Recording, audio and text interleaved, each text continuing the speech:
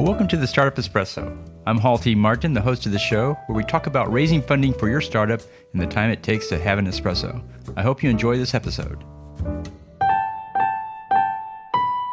Hello, this is Hall T. Martin with the Startup Funding Espresso, your daily shot of startup funding and investing. Angel investing can be fun and financially rewarding to the investor, as well as helpful to the startup.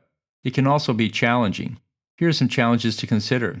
Angel investing requires hands-on work with the startups not only in funding, but also in supporting them after the investment. Angels often fill in the gaps left by the local incubators and accelerator programs in coaching them into a place where they can raise funding. First-time angels can find it time-consuming and expensive to learn the process. New market segments require the angel investor to continually learn new industries and business models. There's no collateral for the investment, and it can all go to zero as it's a risky investment class. 1 out of 10 investments will be a home run. 2 or 3 will provide a small return on investment, and the rest will fail.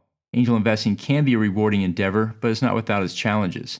Thank you for joining us for the Startup Funding Espresso, where we help startups and investors connect for funding. Let's go start out something today.